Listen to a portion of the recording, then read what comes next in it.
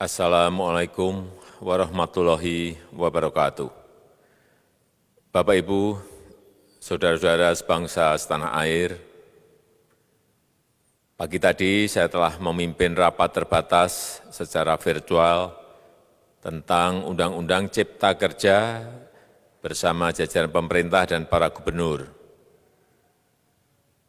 Dalam undang-undang tersebut terdapat 11 klaster yang secara umum bertujuan untuk melakukan reformasi struktural dan mempercepat transformasi ekonomi.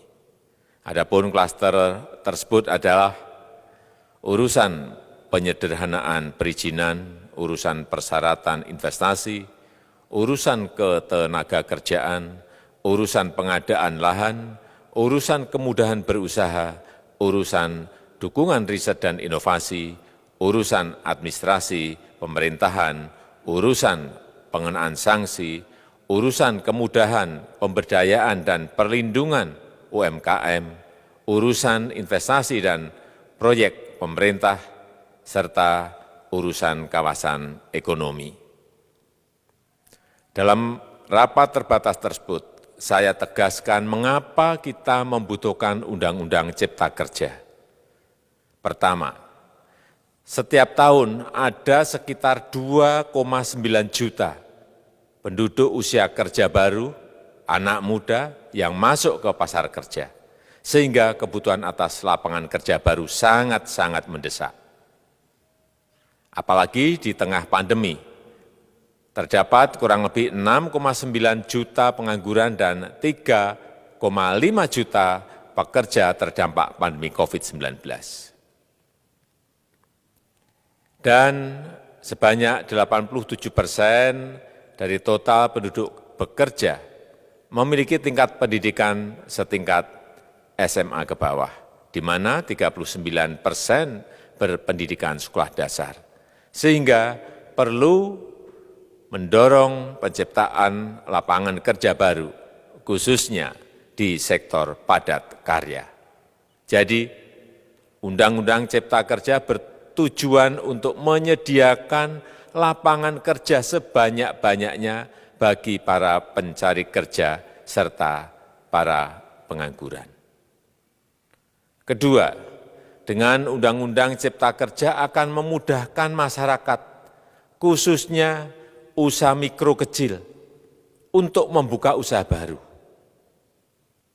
Regulasi yang tumpang tindih dan prosedur yang rumit dipangkas.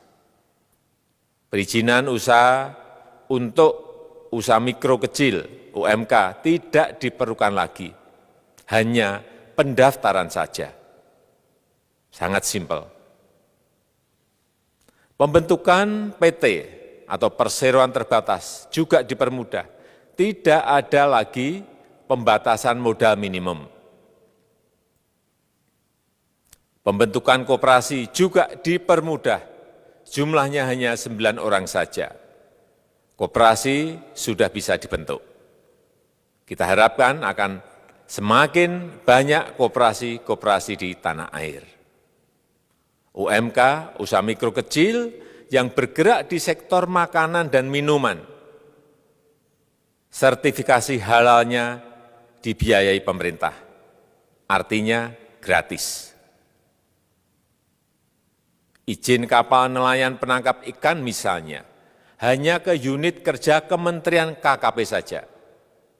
Kalau sebelumnya harus mengajukan ke Kementerian KKP, Kementerian Perhubungan, dan instansi-instansi yang lain. Sekarang ini cukup dari unit di Kementerian KKP saja. Ketiga, Undang-Undang Cipta Kerja ini akan mendukung upaya pencegahan dan pemberantasan korupsi. Ini jelas karena dengan menyederhanakan, dengan memotong, dengan mengintegrasikan ke dalam sistem perizinan secara elektronik, maka pungutan liar, pungli dapat dihilangkan. Namun, saya melihat adanya unjuk rasa penolakan Undang-Undang Cipta Kerja yang pada dasarnya dilatar belakangi oleh disinformasi mengenai substansi dari undang-undang ini dan hoax di media sosial. Saya ambil contoh, ada informasi yang menyebut tentang penghapusan UMP, upah minimum provinsi, UMK, upah minimum kota kabupaten, UMSP, upah minimum sektoral provinsi. Hal ini tidak benar, karena faktanya upah minimum regional, UMR, tetap ada. Ada juga yang menyebutkan bahwa upah minimum dihitung per jam. Ini juga tidak benar. Tidak ada perubahan dengan sistem yang sekarang. Upah bisa dihitung berdasarkan waktu dan berdasarkan hasil.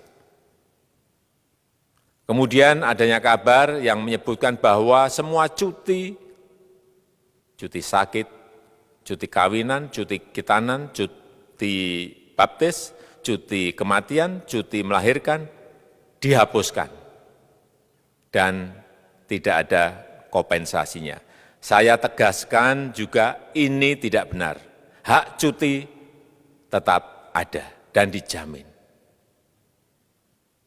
Kemudian apakah perusahaan bisa mem-PHK kapanpun secara sepihak? Ini juga tidak benar. Yang benar, perusahaan tidak bisa me-PHK secara sepihak.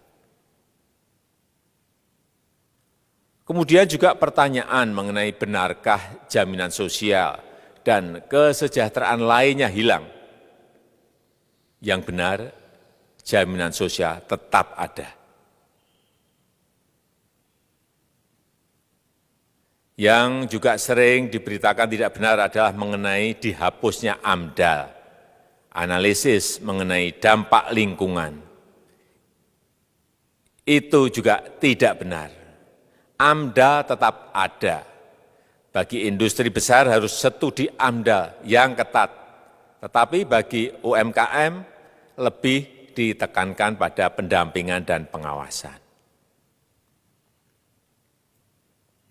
Ada juga berita mengenai Undang-Undang Cipta Kerja ini mendorong komersialisasi pendidikan. Ini juga tidak benar. Karena yang diatur hanyalah pendidikan formal di kawasan ekonomi khusus, di KEK.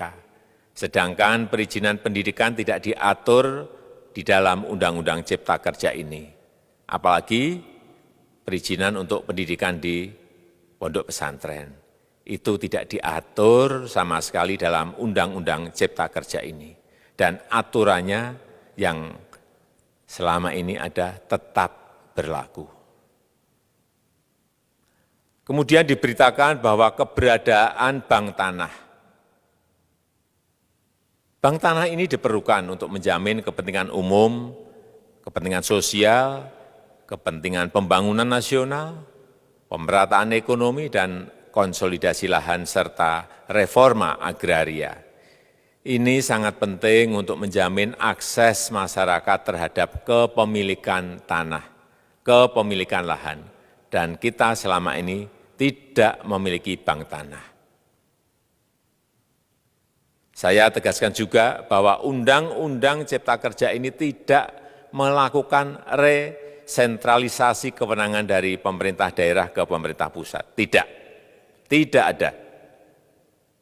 Perizinan berusaha dan pengawasannya tetap dilakukan oleh pemerintah daerah sesuai dengan NSPK, norma, standar, prosedur, dan kriteria yang ditetapkan pemerintah pusat.